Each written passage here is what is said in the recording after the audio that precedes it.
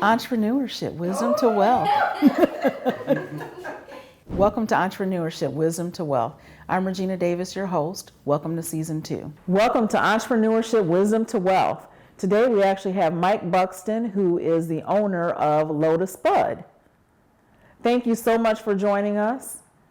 You are so very welcome. See, I'm here right now working hard. I see. You're in the flesh. This is what we like. So a lot of people say that, you got to work, smarter and not harder. I say that you definitely have to do some hard work, put some hard work in, correct? Yeah, you got to. You can't, if this is your dream or this is your, this is what you want to do, you know what I'm saying? This is your means to be successful. You can't leave it in somebody else's hands, Right. you know? Leaving Right. stuff in other people's hands, they're going to work it to their best ability, not yours. So me, I'd rather just be here and be hands on deck so I know everything's being ran accordingly. Right. So lots of questions actually for you. So one, we know that you have Lotus Spud in Grand Rapids, Michigan. You have it in Kalamazoo, Michigan, and you also have in Chicago, Illinois. So those are different places. So just wondering, I guess one of the questions, what made you Lotus Spud? How did you get there? Okay, so in 2015, I seen like Tom and Tom Walker, Ray Quilles, they opened up a Lotus Spud, the first one. And I was like, man, that sounds kind of catchy. I want to try that. So I went and tried it. And I was like, okay, it's kind of decent, you know? I was like, so I'm gonna try it again. If I like it, I want to buy one. So I took my whole team out there, like everybody. We all went out there. We ate, like 7 or 8 of us. We all went and ate, and we liked it. And then I was like, you know what? I want to buy one. So I think Tom thought I was playing at first or whatever. And then me and Lori kind of connected, and we went and we bought a franchise from him. And we opened it up July 24th, 25th, 2015 on Fuller and Knapp, to the Shell's gas station. And, you know, it was cool. It was rocky. It was busy, but we had our ups and downs. The landlord tried to raise the rent like an extra $1,500 a month on us. We couldn't afford it. So we had to move to 28th Street by William Mall, shut that one down, move over there. So then when me and Lori moved over there, it was like a complete change. Like it was very slow. We wasn't making any money, like, which caused a little complications between me and her, and we no longer was partners anymore. So ended up shutting it down, and then partnered up with Eric on Madison, which he owns the building. And then we opened up that location right there on Madison, which we do triple of what we did on 28th Street. Wow. Yeah, it's crazy. Like that walking traffic, that inner city life, like they love it. And then you would think by being on 28th Street, one of the busiest streets in Michigan, that it would really be, busy, and it wasn't. So then after a while, Tom no longer wanted to be involved. Then it's left Ray. So, me and Ray put something together, and then me and Ray end up partnering. So me and Ray is at the top. We're the franchisors. Like, we own the brand. Uh-huh. And then as far as my own personal locations, I'm in the Kalamazoo location right now. So I own this one. Okay. This right on campus, right across the street from Western University. Mm-hmm. And then I have the one on Madison I co-own with Eric Gonzo. Then the one on Leonard I co-own with Eric. And then Chicago on 51st Street, my partner firefighter Justin. And then I franchise one to another firefighter in North Chicago in Evanston, Illinois. Okay. So we're just taking baby steps. We're trying. I got a couple right now looking to do one in Middleville. Then I got a young lady right now looking to do one by Fifth Third Ballpark. That should be opening up in the spring.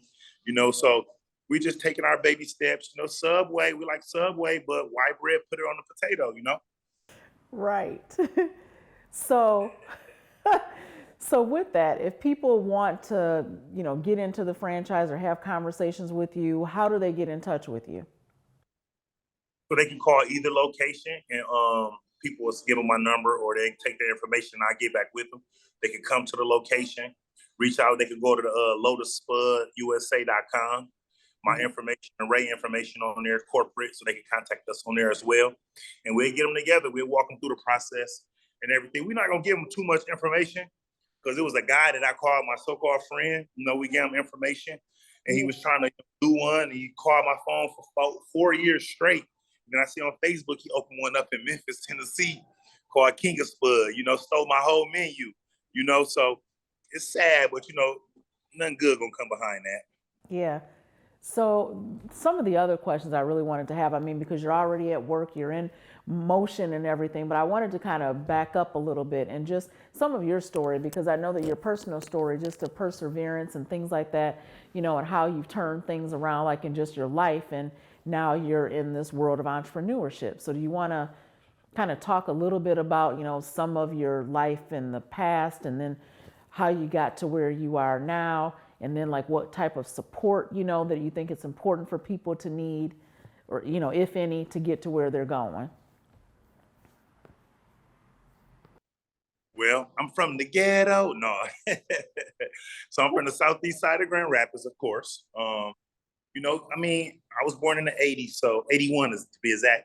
So it's more the fact that you have to deal with the obstacles of that in the placement that you were brought up in. So you know how they say the product of my environment, pretty much was a product of my environment where, single parent household, mom's trying to hold it down, but mom's going to do so much when she at work, and you got young boys at home running around doing whatever they want to do. So I chose the streets, and was very good at what I did when I was in the streets. Became successful at that for a while, and then just running with the wrong guys, getting in trouble, just being young and dumb, led me to prison for 10 years. So I went when I was 18, got out when I was 28, and then when I got out, it was either go back to the street life or try to find a better way, and better myself. So I chose the opposite, start throwing concerts and parties and things like that. And then that's what made me venture off into the restaurant business, the food service franchise business. And, it works. It's cool. Like I also own a black beauty supply store, the Old Hair Joy. The Asians had it for 35 years. So we own that now. Me and my partner, Christian Grant. She's the state rep of Michigan right now. We My own family cottages up tree. north. Yeah. Congrats, KG. Yep. Cottages up north in Idlewild. You know the history of Idlewild. So we got 3 homes up there that we turned into cottages. We were going to be doing Airbnbs and those. We have a commercial building with apartments upstairs on Madison next to Lotus Spud, but we're going to turn that into a 5-plex apartment unit. We were going to do a laundromat, but it's just not structurally sound to do a laundromat there now. And just, we just trying to just do monopoly in our neighborhood on our side of town. We can't let, other demographics come by our stuff where we grew up at, and we struggled, our parents struggled to fight hard just to get a piece of land, and let them come just take it over and kick us out. Like, no, we can't do that. We got to get some. Right.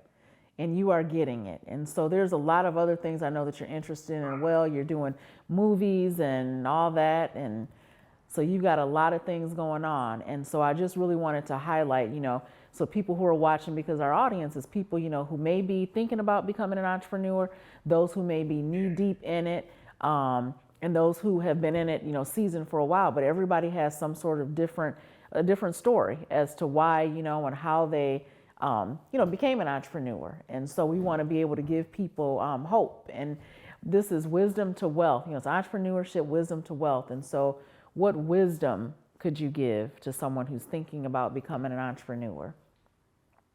Okay, well, speaking of movie, here we go. Shout out to you too, making moves. Yes.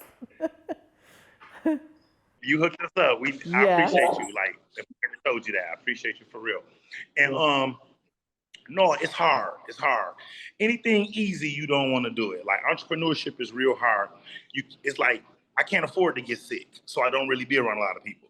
I have to come to work. I don't, it's days I don't want to get up and come to work, but I have to, because bills got to be paid, and it's just never to give up. If you can afford to not be at your business, cool, I understand that, but I still feel like you should be at your business to micromanage it. You have to be there. And entrepreneurship, like, it's not for the weak. Like, people, like, you will give up. A lot of people will give up and think, oh, it's not making money right now for the first month, 2, 3 a year. Well, sometimes you don't make money that fast. Sometimes you really got to put some work into it. Like, me and Eric, we worked at our Madison location for about 1.5 years before we even paid ourselves at first. Like, you definitely got to work and put some effort into it, and great customer service at whatever you do. You know, don't never let a person bring bad energy into your business, whether it's online, whether it's commercial storefront, brick and mortar. Don't let nobody bring, you know, bad energy to you and it change the way you act. You know, continue. I just be myself. You know, I greet everybody like how I want to be greeted. You know, and I'm never giving up. Like you can't give up. I got kids that like a lot of nice stuff, and I got a lot of bills to pay. So you know, you just can't give up. You got to just stick forward. And sometimes it's cool to pat yourself on the back. You know, we beat ourselves down so much. Like even a little bit of progress, we got to salute ourselves for that. Because we'll be like, oh, I'm not doing enough. I'm not doing enough. Well, you might be doing a lot more than you think, to others. And we are our own self-critics. So I say, don't critique yourself. Just work hard, and keep your best foot forward. That's good. I love it. And I love it. yeah, I love it. I do. I like it. Okay, well, I just want to thank you for taking time out of your busy day, have a little conversation with us. We will. Yes, ma'am. And like I said, I'm sorry. No, go ahead. Yeah, like I said though, like I appreciate you and everything you do. People don't understand you do a lot for the community. You help people as well. You know what I'm saying? You helped us in more than one way. You helped me with a lot of different things that people don't know about. But you gotta give a person their flowers when they deserve them, and you deserve your flowers as well. So I appreciate you too. And you have no idea that this is like our 2-year anniversary, like this month. So I just thank you for that. Really, this is? It is. This is our third. Well, congratulations. That's real nice. Well, thank you so very much. And you ever need me, just give me, I'm a call away. It might be a little difficult sometimes with the Zoom, but. Okay. Okay. All right. Thank you. Call away. All right. Thank you. Y'all have a good night. Happy holidays. Thank you. You too.